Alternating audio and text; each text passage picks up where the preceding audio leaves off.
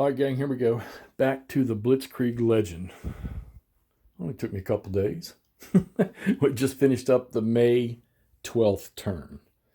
And so the 10th May turn was just the German part. The Allies didn't get to do anything on 10 May. And the designer's intent from reading the designer's note is the possibility of the Germans winning the initiative on the second turn and getting 2 consecutive turns back to back, which could really produce a good push. Of course, the way I roll dice, that did not happen. The Allies got to go first on the second turn. So I'm going to make a comment about OCS. All right. First off, before I even make this comment, I want you to understand that I love this series. Okay. I think it's phenomenal. I think it's one of the best done to make you really have to use your head. And there's actually already just at 2 turns into this game where I'm in tears trying to figure out what the hell I need to do or how I want to do it, because you've got to account for supply. And you got to account for headquarters being where they can reach supply and then throw it up to the units up front. Now, fortunately for you, you can do all this stuff during movement. If you figure out, hey, I'm going to attack here with this division, but I'm going to need supply up here for them to do that. Well, you move your supply first, and maybe you move the headquarters so that you can get the headquarters where he can throw that supply forward then to where you want to do the attack. And then you move your division up there that's going to attack. So the process is easy enough. It's just remembering to do that. And then if you forget to do that, is that when you tell yourself, oh yeah, I would have done this? Yeah, okay, come on, we all do it. All right. Or do you just say, nope, sorry, I screwed that up. I can't do it. I'm 50-50. All right. Because I'm sure, most good generals would know to do those things in their planning. Lower echelons, maybe not. So with that being said, do not set up one of these massive campaign games in OCS unless you're going to leave this thing on the table for a while. If you're like me when you're playing these big games, that maybe you come in, you execute a couple of sequences within a phase, and then you walk away so that you don't go brain dead. And it takes you 2 or 3 days, maybe sometimes to complete a full turn. Granted, once you've mastered the system, I'm sure you'll move a lot faster through it. Well, I'm not a master of it yet. I'm still learning stuff new, but I notice as each little segment that I do, I get a little more efficient with it. So once again, this is a great system. Don't talk yourself out of playing it because there's so much to it, because let me tell you something, it's a blast. Just remember that if you're going to set up a big one, like the Blitzkrieg Legend, which is France of 1940, plan for it to be on your table for a while. If you're one of those people that only has one table and just you can't do that because you got other games you want to play, then don't. Set up a one-map scenario and play it. All right, and get through it, because that can take a little time too. Like I look at the Smolensk game up here, Barbarossa Derailed, and that's a one-mapper, but it's got a lot of units on the board. If you want to play an OCS game that's clean, one map, not a ton of counters, and truthfully, if you really wanted to, you get through it in a day. Play Reluctant Enemies. All right? And I don't have them all, so there might be another 1 or 2 out there that would benefit you for that. But like I say, yeah, if you're going to set up a big one, a campaign, plan on being up for a while. For me, okay, good. I got that luxury. Blitzkrieg Legend fits on my big table, and so does Stalingrad Pocket 2, which, by the way, I'll be playing some of that in the morning. And then I've got tables over here I can use to play on. This is where I was relearning my OCS or refreshing my OCS. And I got 2 more locations out in my front room I can play. All right, everybody say hi to Uncle Tom. Uncle TJ, how you doing? All right, so let's see what we've done on turn 2. So I really haven't developed my points of aggression yet for the Axis, for the Germans. Right now, it's just a push forward through the Ardennes, trying to get little stuff out of the way. The French have a couple cab divisions, which I didn't want to see them get smoked, so I started to pull them back and out of the way behind the Meuse River line. Haven't quite got them all there yet, but I got a few of them here. So let's take a look in here. You can see the armor divisions in here. 2nd, 12th, 10th, 8th Panzer, 20th Mech, or 2nd Motorized, 7th Panzer, Kleist. Kleist oversaw all the Panzer divisions in this area, I believe. And so they're pushing up through the Ardennes, trying to get to the Meuse River and find a place to cross. All right, so a couple people in the chat have had this discussion and comments about, there's really there's no rule, at least unless there's something I just haven't read all the way through into the designer's notes on how to do it. There's really no rule for the dial plan. I mean, there's no enforcement of it in here. My camera's about to fall off of this thing. Hold on. Yeah, I got to change that. Okay. So there's really no rule. What have I done? For that. So, and I think it's agreed upon by most of us that have talked about it that this could create a stalemate when the Germans reach the Meuse River. Yeah, I agree. It could, considering that the French infantry divisions, while their quality ratings for a good part are not as high as the Germans. 1 point, some cases there's a 3-point difference, which, of course, then again, like I say, I'm a terrible dice roller, so I tend to roll snake eyes for the German attacks for surprise, and then a freaking 6. So then the attack that should have been 8-1 plus 6 ends up being 2-1. All right, and so it doesn't work out very well for me. But as you can see, knowing that I didn't have any plan at all, no dial plan that I had to stick to, I'm starting to stack the French in up behind the Meuse River. So doesn't mean that the Germans aren't going to be able to break through. Like I say, dice roll plays a lot in this. All right, so I'm going to have to wait till I get these divisions, which probably next turn. I don't see why they shouldn't be up on the river trying to find crossings. The question is how fast. I'm keeping some of the French armor in behind here. I'll throw them into a reserve status probably for counterattacks. I don't want to put them on the river. I think I have enough infantry and detached type armor units that I can stick up there. But we'll see.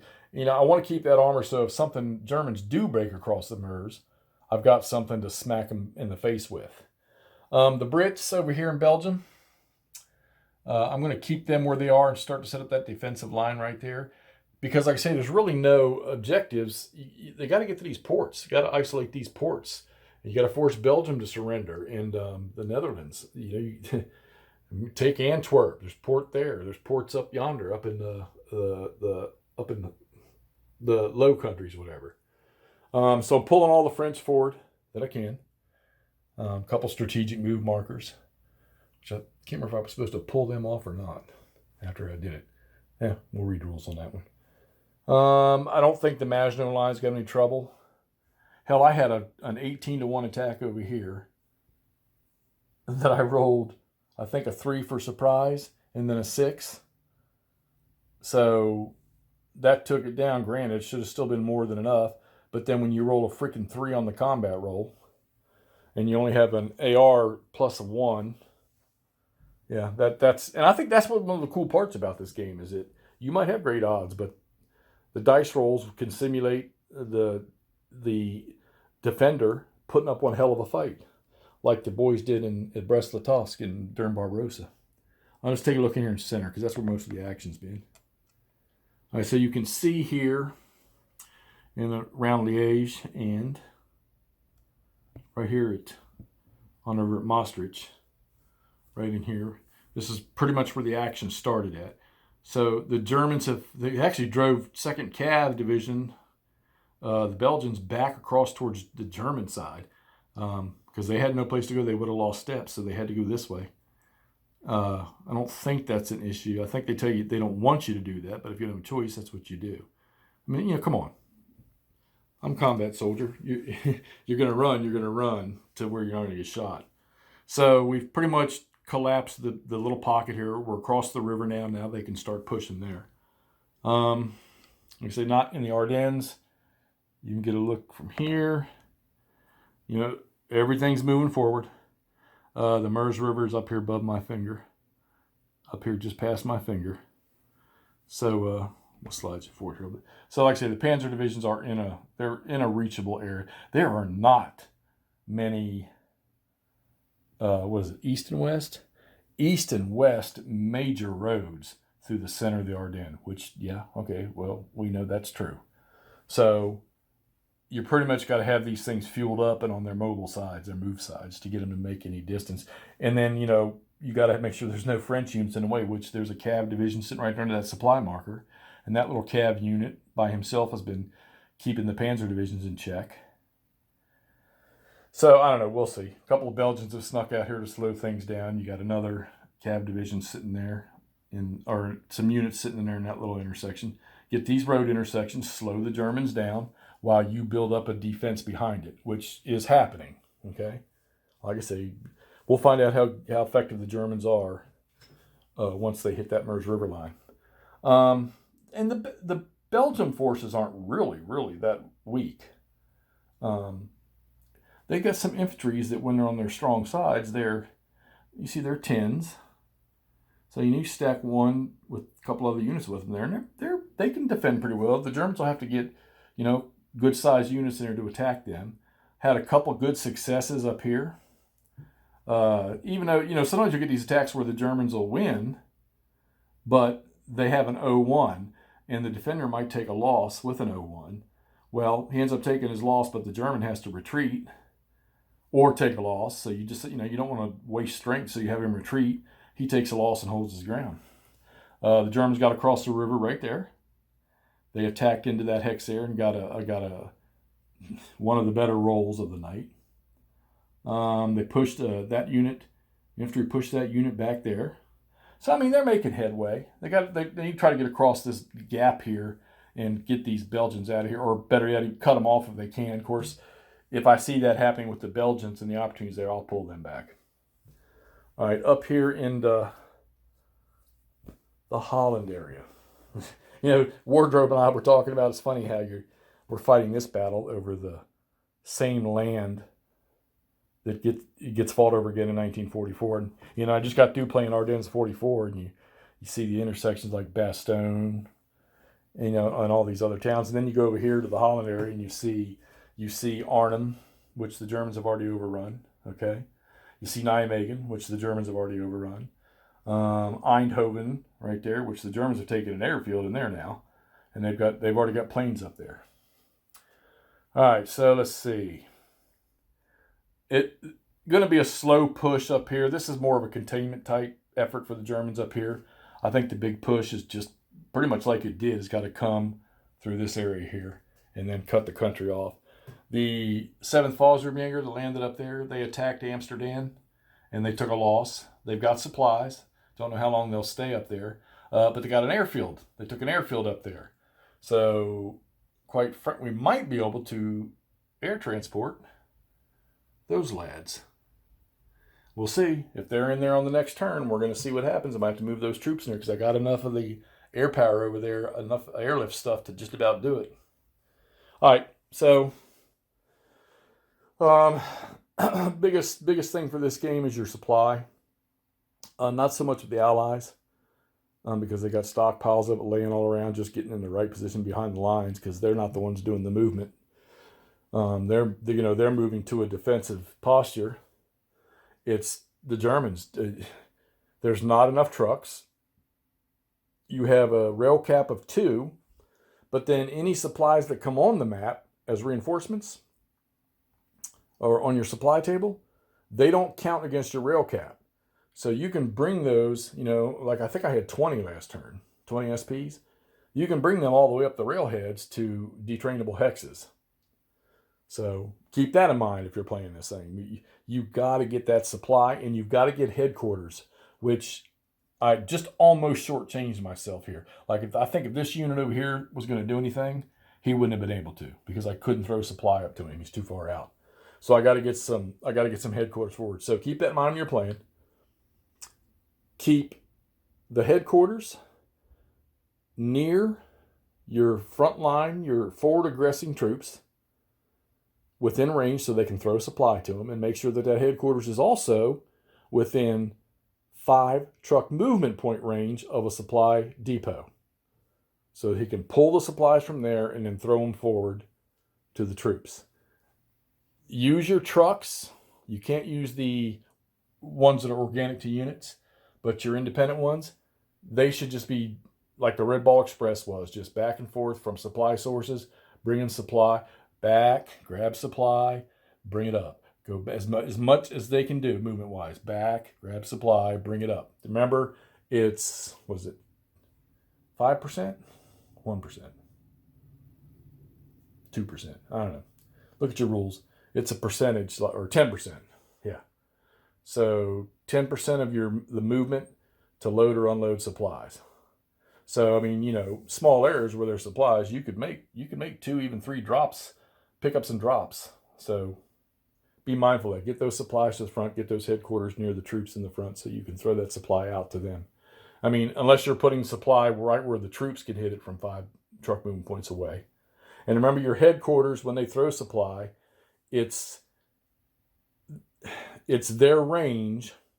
So like, let's see, that headquarters right there is an 8-0, and he's got a black.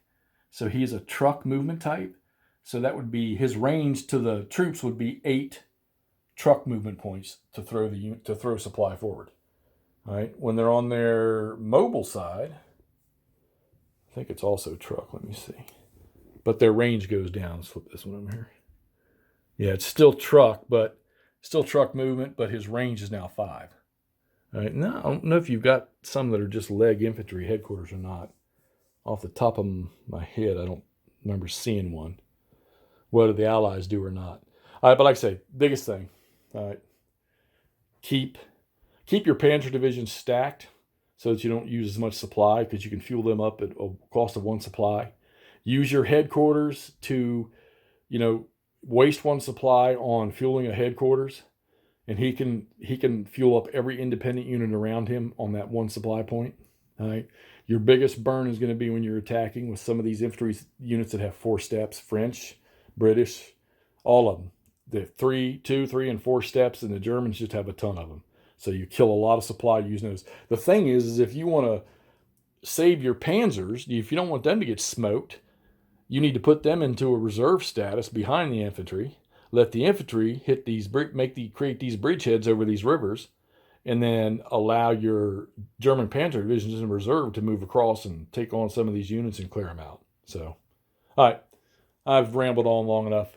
Like I said, I've only played 2 turns. Get ready to start the third one. This is fun. This is very, very fun. This really, really, really works your head. If you're one of those people in school that love that hard math problem or chemistry or whatever, I don't know anything about that crap. But if you enjoyed that stuff, believe me, you'll like these. Get one of these things out. Play a small scenario. Play a 1-mapper or something. And don't let the rules frustrate you, because I think they've done a great job of putting you back into as close as a game, in my opinion, can get to a real situation, to what it really would have been like. So, all right, anyhow, that's all for the second turn of the Blitzkrieg Legend, and that was 12 May 1940. We're moving on to 14 May. Let's get this thing posted so y'all can see what's going on. Hey, any little advice or tips you have on this thing, put them down in the comments. Help me out a little bit here. Any like off the wall rule that I may miss, or a normal player might miss, or a just learning player might miss, let me know about those too, would you? And you know the routine. Hey, click that like button, click that subscribe button, and click that notify bell, and you'll keep up to date every time I do one of these. All right, talk to y'all shortly.